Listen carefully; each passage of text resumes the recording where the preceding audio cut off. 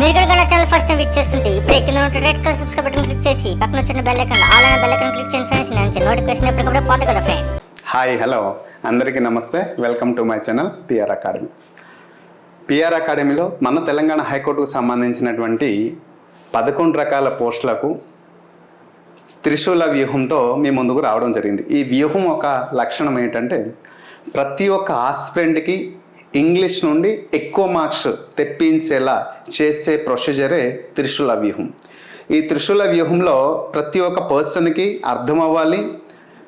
Simple నుంచి complex వరకు వచ్చే క్వశ్చన్ ప్యాటర్న్ ఏంటి, ముందుగా ఒక పర్టికులర్ టాపిక్ ఒక స్టూడెంట్ చదివితే ఆ పర్టికులర్ టాపిక్ నుండి క్వశ్చన్స్ ఎలా వస్తున్నాయి, గతంలో క్వశ్చన్స్ ఎలా వచ్చాయి, ఇప్పుడు ఎలాంటి క్వశ్చన్స్ వచ్చే అవకాశం ఉంది, వీటి గురించి అవగాహన కల్పిస్తూ ప్రాక్టీస్ చేయిస్తూ క్వశ్చన్ ఆన్సర్ డైరెక్ట్ అక్కడ ఎక్స్ప్లెనేషన్ చేస్తూ ముందుకు దాని గురించి సంబంధించి ముందుగా దానికి ఒక వీడియో చేసి పెట్టడం, నెక్స్ట్ డే ఆ వ్యూహంలో భాగంగా ఒక 25-30 క్వశ్చన్ తీసి ఎక్స్ప్లెనేషన్ చేయించడం, ఎక్కడెక్కడ పొరపాటు వస్తుందో ఆ స్టూడెంట్సే కామెంట్ రూపంలో చేయడం, పొరపాటు ఉన్న దాన్ని ఎక్స్ప్లెయిన్ చేయడం, ఇలా చేసి ప్రతి ఒక్క ఆస్పిరెంట్కి ఎక్కువ మార్క్స్ తీసుకురావడానికి అనేక విధాలుగా ప్లాన్ చేసాం. సో త్రిశూల వ్యూహంలో ఇప్పటికీ బాగా పార్టిసిపేట్ చేసిన ప్రతి ఒక్క aspirant this is the last chapter అండి. అంటే టాపిక్ వైజ్ లాస్ట్ త్రిశూల వ్యూహం అయితే కంటిన్యూ అవుతుంది, నెక్స్ట్ వొకాబులరీ కూడా ఉంటుంది. అయితే ఇక్కడ గమనించాలి ఏంటంటే ఈ త్రిశూల వ్యూహంలో one of the major part ఈరోజు ఏంటంటే తెలుసుకుంటున్నాం. ఆ మేజర్ పార్ట్ గురించి తెలుసుకునే ముందు ఈ హైకోర్టుకు సంబంధించిన టోటల్ హైకోర్టు మరియు డిస్ట్రిక్ట్ కోర్టు సంబంధించినటువంటి టోటల్గా 11 రకాల పోస్టులు ఉన్నాయి. ఈ 11 రకాల పోస్టులలో కొన్నిటికి 40 మార్క్స్ ఉంటాయి, మరి కొన్నిటికి 15 మార్క్స్ ఉంటాయి, కొన్నిటికి 20 మార్క్స్ ఉంటాయి. సిలబస్ ఏమో ఇదే. అయితే ఈరోజు మనం ఈ చెప్పబోయే సిలబస్ ఏంటంటే subject, verb and agreement last topic. అయితే దీంట్లో చిన్న చిన్న టాపిక్ కొన్ని ఉన్నాయి, అది ఒక సెషన్లో చేస్తే కంప్లీట్. తర్వాత వొకాబులరీకి వెళ్ళిన తర్వాత అప్లికేషన్ ఓరియంట్లో ఉన్నటువంటి వాటి గురించి క్లియర్గా తెలుసుకుందాం. Before going to detail unless it's my humble request to one and all the aspirant, my dear friends, please do like and subscribe my channel. If there is a time, please share this video to one and all the aspirant. Right, ఇక్కడ మనం ఏం నేర్పిస్తున్నాం? Subject, verb and agreement. ఈ అగ్రిమెంట్లో ఈ topic నుండి రాని examination, అంటే ఈ టాపిక్ నుంచి క్వశ్చన్ రాని ఎగ్జామ్ లేదనుకోండి, అంత ఇంపార్టెంట్. అయితే సబ్జెక్ట్ వర్బ్ అగ్రిమెంట్ నేర్చుకోవడం వల్ల ఏ టాపిక్ మీకు వస్తే సబ్జెక్ట్ వర్బ్ అగ్రిమెంట్లో పర్ఫెక్ట్గా వస్తారు అంటే, ముఖ్యంగా చెప్పాలంటే గ్రామర్లో ఉన్నటువంటి అన్ని టాపిక్స్ వస్తే తప్ప సబ్జెక్ట్ వర్బ్ అగ్రిమెంట్ అర్థం కాదు. కానీ వినడానికి అర్థం చేసుకోవడానికి ఈజీగా ఉంటుంది. ఎప్పుడు ఓల్ టాపిక్ పైన అర్థమైంది. ఫర్ ఎగ్జాంపుల్ సెంటెన్స్ నుంచి మొదలుపెట్టి లింకర్స్ వరకు అండి. సెంటెన్స్ నుంచి మొదలుపెట్టి లింకర్స్ వరకు ప్రతి ఒక్క టాపిక్ నుంచి ఈ సబ్జెక్ట్ వర్బ్ అగ్రిమెంట్ అనేది టచ్ చేస్తూనే ఉంటుంది. Like part of sentence, singular and plural, అలాగే హెల్పింగ్ వర్బ్, జెండర్, జిరెండ్, అలాగే prefixes, suffixes, then part of speech, tense, article, preposition, question tag, degree of comparison, clause, phrase, conditional, simple, compound, complex, అలాగే ఈ topic linkers, ఇవన్నీ ఇంకా గ్రామర్లు ఏమున్నాయి అన్నీ కదా. So ఉన్న టాపిక్స్ అన్నింటినీ ఇది టచ్ చేస్తుంది. అయితే టచ్ చేస్తుంది కాబట్టి మరీ డీప్గా డెప్త్గా వెళ్తుందా? లేదు. ఓన్లీ ఒక సబ్జెక్ట్ దగ్గర ఒక వర్బ్ దగ్గర ఎలా రాయాలి, లేదా ఎప్పుడు ఆర్టికల్ని యూటిలైజ్ చేసేటప్పుడు అక్కడ సబ్జెక్ట్ ఏంటి ఉందో, వర్బ్ ఎలా ఉందో, అక్కడ వర్డ్ ఏముందో అది గమనించమని. సో ఎలా యూటిలైజ్ చేయాలనేది సబ్జెక్ట్ వర్బ్ అగ్రిమెంట్ అనేది. ముఖ్యంగా ఎవరి మధ్య సబ్జెక్ట్ వర్బ్ అగ్రిమెంట్ ఉందంటే ఒక సబ్జెక్ట్కి మరియు వర్బ్ మధ్య, సబ్జెక్టు మరియు వర్బ్ మధ్య ఏం జరగాలంటే అగ్రిమెంట్ జరగాలి. ఏంటి అగ్రిమెంట్ జరిగితేనే దాని సబ్జెక్ట్ వర్బ్. ఏంటి అగ్రిమెంట్ అంటే సబ్జెక్టు సింగులర్ అయితే వర్బ్ కూడా సింగులర్ అవ్వాలి. This is the agreement. Subject కానీ ప్లూరల్ అయితే వర్బ్ కూడా ప్లూరల్ అవ్వాల్సిందే. సబ్జెక్టు సింగులర్ అయితే వర్బ్ సింగులర్ అవ్వాలి, సబ్జెక్ట్ ప్లూరల్ అయితే వర్బ్ కూడా ప్లూరల్ అవ్వాలి. అయితే ఇంతేనా? ఎస్, దీనికి సబ్జెక్ట్ వర్బ్ అగ్రిమెంట్ ఎంత ఇంపార్టెంట్ అంటారు, ఎంత ఒక చిన్న విషయానికి. ఎస్, ఇప్పుడు ఎస్ అర్థం చేసుకున్నప్పుడు చిన్న విషయమే, కానీ ఒక సబ్జెక్ట్ ఒక వర్డ్ అది సింగులర్లో ఉందా ప్లూరల్లో ఉందా అనేది ఐడెంటిఫై చేయడము గొప్ప. ఐడెంటిఫై లేదా ఐడెంటిఫికేషన్ చేయడం అనేది ఒక ఆస్పిరెంట్కి ఇది పేక మీద కత్తి పెట్టినంత భారం అవుతుంది. సో అయితే సార్ మనం సింగులర్ ప్లూరల్ పైన చిన్నప్పటి నుంచి నేర్చుకున్నాం కాబట్టి ఐడెంటిఫై చేయడం ఎంత ఈజీ నాకు చెప్పండి, ఈజీగా నేను చేస్తుంది. ఎస్, అందరూ అలాగే అనుకుంటాం. ఎప్పుడు ఎగ్జామ్ రాయక ముందు, ఎగ్జామ్ రాసేటప్పుడు అంత కన్ఫ్యూజన్లో సింగులర్ దగ్గర ప్లూరల్, ప్లూరల్ దగ్గర సింగులర్ రాసి వచ్చుంటాం. బికాజ్ ఆఫ్ కన్ఫ్యూజన్, రాక తెలియక కాదు, కన్ఫ్యూజ్ వల్ల మనం తప్పు చేస్తాం. ఎందుకంటే చదివి ఉంటాం కాబట్టి మనకి రాకలేదు, అర్థమవుగా కాదు, తెలియక కాదు, తెలుసు కానీ వచ్చు కానీ కన్ఫ్యూజ్ అయిపోతాం. కన్ఫ్యూజ్లో మనం తప్పు చేస్తాం, అంతే తప్ప మీకు రాక తెలియక కాదు. రైట్, మరి ఐడెంటిఫికేషన్ చేయడం అనేది ఇది అసలైన విషయం. ఒక దాన్ని చూసి మనం ఎలా ఐడెంటిఫై చేయాలి అనేది ఇంపార్టెంట్. ఫస్ట్ మనం ఏంటంటే సబ్జెక్ట్ని ఐడెంటిఫై చేయాలి. ఈ సబ్జెక్ట్ అనేది నౌన్లో ఉందా లేదా ప్రొనౌనా ఇది గమనించాలి. ఓకే, లేదా జిరెండా, దీన్ని వర్బల్ నౌన్ అంటాం. ఓకే, సో అది నౌనా ప్రొనౌనా జిరెండా ఇది మనం గమనించాలి. గమనించిన తర్వాత వర్డ్ అది దేనికి సూచిస్తుంది, సింగులర్ సూచిస్తుందా ప్లూరల్కి సూచిస్తుందా, ఆ నౌన్ సింగులరా ప్లూరలా. అయితే మోస్ట్ ఆఫ్ ది స్టూడెంట్స్ నౌన్కి ఇచ్చేటప్పుడు మాత్రం మ్యాక్సిమమ్ సింగులరా ప్లూరల్ అని ఐడెంటిఫై చేస్తారు, ఈజీగా చేస్తున్నారు. వేరేజ్ ప్రొనౌన్కి వెళ్ళేటప్పుడు మాత్రం చాలామంది కన్ఫ్యూజ్ అయిపోతున్నారు. ప్రొనౌన్లో కూడా కొన్ని పార్ట్లకు మాత్రం చాలా ఈజీగా ఐడెంటిఫై చేస్తున్నారు, the word is a singular, the word is a particular plural అని. కానీ కొన్ని వర్డ్లు మాత్రం ఇప్పుడు ఈచ్ ఉంది, ఈచ్ వన్ ఉంది, ఎవ్రీబడి ఉంది, సంబడి ఉంది, ఇటువంటి పదాలకి వెళ్ళేటప్పుడు అభ్యర్థులందరూ కన్ఫ్యూజ్ అయిపోయి సింగులర్కి ప్లూరల్, ప్లూరల్కి సింగులర్ అని హెల్పింగ్ వర్బ్లు తప్పులు చూస్ చేస్తున్నారు. అలా జరగకుండా ఉండాలి అంటే మీకు దీనిపైన కమెండింగ్ రావాలి. ఎప్పుడైతే ఇది కమెండింగ్ వస్తుందో తర్వాత వర్బ్ ఫామ్స్కి వెళ్తాం. ఈ వర్బ్ ఫామ్స్ కూడా సింగులర్ అంటే ప్లూరల్ అని ఐడెంటిఫై చేసుకోవాలి. వర్బ్ ఈజీగా ఐడెంటిఫై చేయొచ్చు, కానీ సబ్జెక్ట్ ప్లేస్లో వచ్చిన దాన్ని మాత్రం ఐడెంటిఫై చేయడం కొంచెం డిఫికల్ట్. ఇది ఐడెంటిఫై చేసేసారా ఆన్సర్ మ్యాక్సిమం మీ దగ్గర ఉన్నట్టు. రైట్, సో అది గుర్తుంచుకోవాల్సింది.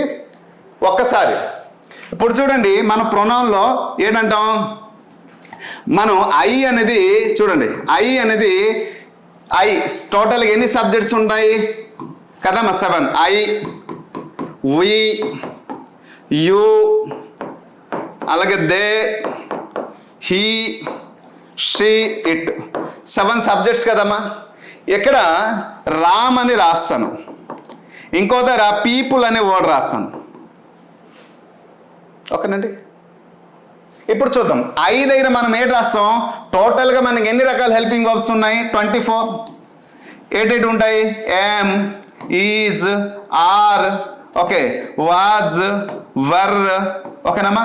తర్వాత do, did, does, okay, do, does, did. తర్వాత హ్యావ్, హ్యాజ్, హ్యాడ్, హ్యావింగ్. ఓకేనండి. అలాగే will, would, shall, should, can, could, may, might, అలాగే మస్ట్. టోటల్గా 24. ఈ హెల్పింగ్ వర్బ్ను ఎక్కడ ఏది ఉపయోగించాలి మనకి తెలిస్తే చాలు. ఐ దగ్గర ఇప్పుడు మన టెన్స్ ఎన్ని, ప్రెజెంట్ సింపుల్ కదమ్మా, ప్రెజెంట్, పాస్ట్ అండ్ ఫ్యూచర్. ఈ మూడిట్లో మనం ఏంటి చెప్తున్నాం, సింపుల్, అలాగే కంటిన్యూస్, పర్ఫెక్ట్ కంటిన్యూస్, అంతే కదా. ఇప్పుడు ప్రెజెంట్ సింపుల్ ఐ దగ్గర ఏంటి రాస్తున్నాము, పాజిటివ్లో ఉంటే హెల్పింగ్ వర్బ్. సరే చూద్దాం, ఒక్కొక్కరు ఎక్కడ ఉన్నటువంటి ఈ హెల్పింగ్ వర్బ్ పరంగా వెళ్దాం, తర్వాత మీకు అర్థమవుతుంది. ఐ దగ్గర ఏంటి రాస్తున్నాం, ఏం. సో ఐ దగ్గర ఏ హెల్పింగ్ వర్బ్ వస్తుంది, ఏం. తర్వాత ఈ అందుకోసం గ్రూప్ వచ్చేసాను. ఈ గ్రూప్లో ఐ దగ్గర ఇంకేమైనా వస్తుందా, ఈజ్ వస్తుందా, ఆర్ వస్తుందా, వజ్ వస్తుంది కదా. ఎలా రాసుకోండి, మీకు ఈజీగా అర్థమవుతుందమ్మా. తర్వాత సెకండ్ గ్రూప్కి వెళ్దాం. ఇది first group, okay, be form, ఇది డూ ఫామ్. డూలో 5 రేట్ రాస్తాం, డూ రాయగలుగుతాం, డూ రాయగలుగుతాం, అలాగే డిడ్ కూడా రాయగలుగుతాం. రైట్. థర్డ్ ఫామ్ లేట్ రాయవచ్చు, హ్యావ్ రాయవచ్చు, అంటే హ్యావ్ రాయవచ్చు, అలాగే హ్యాడ్ కూడా రాయవచ్చు. థర్డ్. ఫోర్త్ ఏంటి? Will, would, shall, should, can కూడా మొత్తం రాసుకోవచ్చు. విల్, వుడ్, అలాగే shall, should, can short cut రాస్తున్నానమ్మా, కుడ్, మే, మస్ట్ ఇవన్నీ రాసుకోవచ్చు. సో అక్కడ నువ్వు డీటెయిల్ ఇచ్చేవచ్చు. వి దగ్గర మళ్ళీ ఈ గ్రూప్కి వద్దాం. వి దగ్గర రేట్ రాయవచ్చమ్మా, ఆర్. ఓకే, ప్రజెంట్లో ఆర్ అయిపోయింది. తర్వాత పాస్ట్లో ఏమొస్తుంది? వర్. డూ ఫార్మ్స్ లేట్ రాస్తాం, డూ ఫార్మ్స్ లేట్ ఉందమ్మా, డూ. డూ ఫార్మ్స్లో వి దే రేట్ రాస్తాం, డూ రాస్తాం. ఎట్ రాయాలి? డూ. తర్వాత డిడ్. వి అనేది ప్లూరల్ కదా, చూడండి. వి, యూ, దే అనేది ప్లూరల్ కాబట్టి ఒక దగ్గర నేను రాస్తాను. హీ, సీ, ఇట్ అనేది సింగులర్, ఒక దగ్గర తేల్చేద్దాం. ఇది సింగులర్, ఇది ప్లూరల్ కదా. ఇప్పుడు ప్లూరల్ ఉన్నాయి వాటి అన్నిటికీ ఒకే దగ్గర ఒకేసారి ఎట్ ఎ టైం రాద్దాం, ఎందుకు టైం. సో ప్లూరల్ వి దగ్గర రేట్ వస్తుందమ్మా, ఆర్ వస్తుంది. పాస్ట్లో ఏమొస్తుంది? వర్ వస్తుంది. అక్కడ ఉన్న పదాలు చూసుకోండి. తర్వాత డూ ఫామ్ లేట్ వస్తుంది, డూ వస్తుంది. మరి డూ ఫామ్స్ లేట్ వస్తుంది, డిడ్ వస్తుంది. తర్వాత హే ఫామ్ లేట్ వస్తుంది, హ్యావ్ వస్తుంది. తర్వాత had. Will, would, shall, should, can, could, may, might, must, it is common అన్నిటికీ. Okay, so right. తర్వాత హీ, సీట్, చూడండి హెల్పింగ్ వర్బ్ ఎంత ఈజీగా మనకు గుర్తుండిపోతుందో. హీ, సీట్ దగ్గర మనం ఏంటి రాస్తున్నాం? Helping verb is. ఎక్కడ ఉంది? ఈజ్ కదా, ఈజ్. తర్వాత ఇంకో దగ్గర రేట్ రాస్తాం, వాజ్. పాస్ట్లో ఉన్నది వాజ్. ఓకే, పాస్ట్ దగ్గర ఉన్నటువంటి వాజ్ రాస్తాం. ఓకే, రాసిన తర్వాత మరి హీ, సీట్ దగ్గర రేట్ రాయాలి. డూ ఫార్మ్స్కి వచ్చేటప్పుడు డస్ రాయాలి. ఎట్ రాయాలి? డస్. తర్వాత పాస్ట్కి వెళ్ళేటప్పుడు డిడ్. ఓకేనమ్మా, డిడ్ రాస్తాం. హే ఫార్మ్స్కి వచ్చేటప్పుడు ఏం రాస్తాం? హే ఫార్మ్స్లో అన్ని రాస్తాం. సో కాబట్టి హ్యాజ్, పాస్ట్కి వెళ్ళేటప్పుడు హ్యాడ్. సో ఎక్కడక్కడ will, would, shall, should, can, could, may, might, must, something. చూసారా? రామ్ అంటే సింగులర్ కదమ్మా, సింగులర్ హెల్పింగ్ వర్బ్స్. ఇదే ఈ పైన వచ్చినటువంటి హెల్పింగ్ వర్బ్స్. పీపుల్ అనే వర్డ్ ప్లూరలా సింగులరా? ఇది ప్లూరల్ కదా, ఎక్కడ వచ్చినటువంటి హెల్పింగ్ వర్బ్స్ అంటే సెకండ్లో వచ్చినటువంటి హెల్పింగ్ వర్బ్. ఇది ఫస్ట్ ఇద్దాం, ఇది సెకండ్ ఇద్దాం, ఇది థర్డ్ ఇద్దాం. సో అక్కడ థర్డ్, ఇక్కడ సెకండ్ ఇద్దాం. So same helping verbs, same helping verbs. So ఎప్పుడైతే ఈ చార్ట్ మీకు మైండ్లో ప్రింట్ అయిపోతుందో అప్పుడు మీరు ఆన్సర్ ఈజీగా చేయగలుగుతారు. ఇప్పుడు అర్థమైంది అనుకుంటాను. ఇవి ప్రొనౌన్కి మీకు అందుకోసమే నౌన్ వచ్చేటప్పుడు మీరు ఐడెంటిఫై చేయవచ్చు. ఇప్పుడు చూడండి, నౌన్ ఏంటి వచ్చింది? రామ్ అని వచ్చింది, ఐడెంటిఫై చేసేసారు. సబ్జెక్ట్ ప్రొనౌన్ రూపంలో వచ్చింది, ఎక్కడ కూడా ఇది ఐడెంటిఫై చేశారు. అయితే నౌన్లో ఇప్పుడు చూసారు పీపుల్ అనే వర్డ్ వచ్చింది. ఈ పీపుల్ అనే వర్డ్లో ప్రతి ఒక్కరి మైండ్లో మనం ఏమనుకున్నాం? ఎస్ ఉంటే ప్లూరల్, ఎస్ లేకపోతే సింగులర్ అను. పీపుల్లో ఎస్ లేదు, అయినప్పుడు కూడా వర్డ్ ప్లూరల్ని సూచిస్తుంది. సో ఇది ఎలాంటి నౌన్ను, ఎలాంటి ప్రొనౌన్ను మనం చూడాలి. చూడండి, ఈచ్ అనే పదం, each one, everybody, all of you, all of us, ఇటువంటి పదాలు సింగులర్ సూచిస్తుందా, ప్లూరల్ సూచిస్తుందా ప్రొనౌన్లో మనం తెలుసుకోవాలి. అప్పుడే సబ్జెక్ట్ వర్బ్ అగ్రిమెంట్ పైన మనకి పరిపూర్ణమైన అవగాహన వస్తుంది. సో ఇప్పుడు అర్థమైంది అనుకుంటాను. అయితే ఇక్కడ కొన్ని ఇప్పుడు మీకు దీనిపైన ఈ హెల్పింగ్ వర్బ్స్ ఎలా యూటిలైజ్ చేయాలో మీకు అర్థమైంది. ఇప్పుడు కొన్ని విషయాలు ఈ సబ్జెక్ట్ వర్బ్ అగ్రిమెంట్లో క్వశ్చన్ ఎలా వస్తుంది చూద్దాం ఒక్కసారి. హీ డేస్ బ్రాకెట్లో ప్లే క్రికెట్ అనేసి ఇస్తాడు. ఇక్కడ ఆప్షన్లో ఎలాంటి ఆప్షన్స్ ఇస్తారు?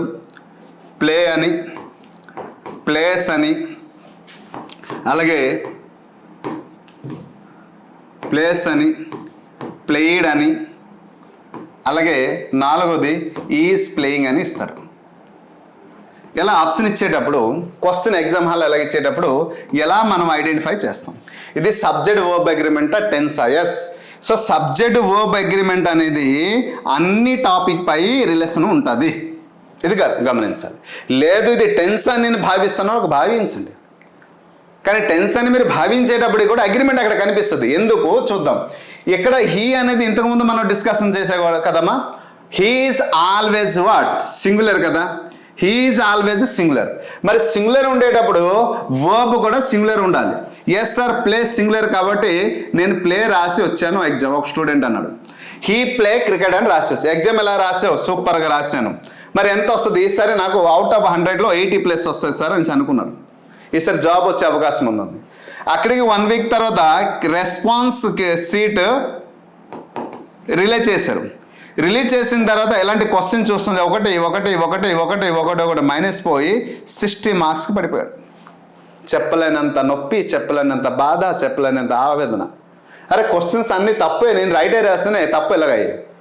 సో గవర్నమెంట్ ఇచ్చిన షెడ్యూల్ అంటే రెస్పాన్స్ షీట్లో తప్పు ఉందా అంటే మనము అనుకుంటున్నాం. కానీ మీరు గమనించలేదు మీరు ఎక్కడ తప్పు చేశారు అనేది. ఎస్ నేను ఎక్కడ ఎక్స్ప్లెయిన్ చేస్తాను. హీ అనేది ఏంటమ్మా? థర్డ్ పర్సన్ సింగులర్ కదా. మరి ఎక్కడ సింగులర్ ఉండేటప్పుడు వర్బ్ కూడా సింగులర్. అయితే ఇప్పుడు మనం ఏంటనుకుంటాము? ఎస్ ఉంటే ప్లూరల్, ఎస్ లేకపోతే సింగులర్ అని అనుకుంటున్నాం. సో అది అబ్సల్యూట్లీ రాంగ్. ఏదైనా ఒక నౌన్కి ఎస్ యాడ్ చేస్తే అదేమవుతుంది? ప్లూరల్. ఓకేనండి. ఫర్ ఎగ్జాంపుల్ బుక్కి నౌన్ యాడ్ చేస్తే, ఎస్ యాడ్ చేస్తే, బుక్ అనేది నౌన్ కదా, ఏమవుతుంది? బుక్స్ అవుతుంది. రైట్. అదే వర్బ్కి ఎస్ యాడ్ చేస్తే, ఇప్పుడు ఎస్ యాడ్ చేయాలి. యాడ్ చేస్తే ఇప్పుడు ప్లే అవుతుంది కదా మీది. ప్లేకి ఎస్ యాడ్ చేయండి, ఏమవుతుంది? ప్లేస్. కానీ అప్పుడు ఏమవుతుందంటే ఎస్ యాడ్ చేస్తే ప్లూరల్, ఎక్కడ ఎస్ యాడ్ చేస్తే ఎక్కడ సింగులర్ అవుతుంది. ఇది తేడా. ఇది మీరు తెలుసుకోవాల్సింది. One of the major part. So కాబట్టి ఆన్సర్ ఎలా? ఇంకో క్వశ్చన్ చూడండి, ఆన్సర్ చేయండి కామెంట్ బాక్స్లో. నేను క్వశ్చన్ రాస్తాను, చూద్దాం. చాలా సింపుల్ క్వశ్చన్ రాస్తాను. ఇలాంటివి ఈజీ క్వశ్చన్స్ అయితే మనకి ఇవ్వరు. అయితే కొన్ని సందర్భాల్లో ఎలాంటి క్వశ్చన్స్ కూడా వస్తుంది. ఇంకో question, Ram and Shyam are good friends అంటారు. Ram and Shyam are good ఫ్రెండ్సా? Ram and Shyam is good ఫ్రెండ్సా? అండ్ వచ్చిన వెంటనే మనం ఏమనుకుంటున్నాము? ఆల్వేస్ ప్లూరల్ అని అనుకుంటున్నాము. కానీ దీన్ని ఐడెంటికల్ మీనింగ్ అంటారు. అలాగే నాట్ ఐడెంటికల్ మీనింగ్ కూడా వస్తుంది. నాట్ ఐడెంటికల్ మీనింగ్ కూడా కొన్ని వస్తాయి. చూడండి, slow and steady runs wins the race అంటారు. ఎలా? Slow and steady okay wins the race. So ఇక్కడ విన్స్ వస్తుందా అని అడిగితే అందరూ విన్నే అంటారు. ఎందుకంటే స్లో అండ్ స్టడీ 2 పదాలు కదా.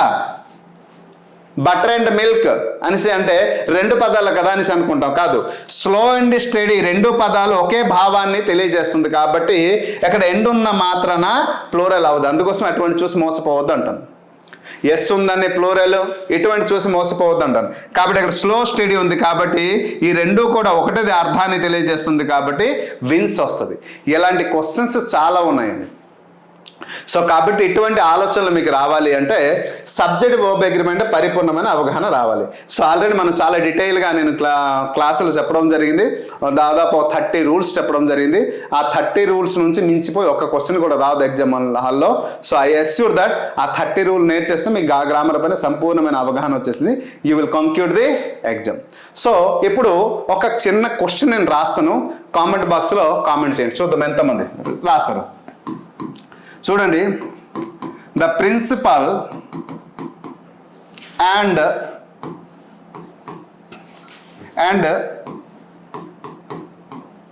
Head master okay of the school days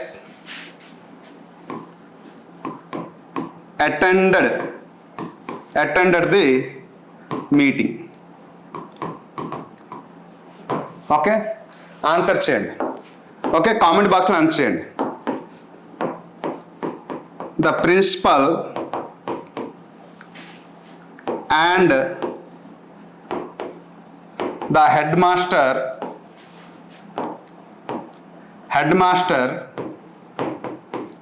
of the school.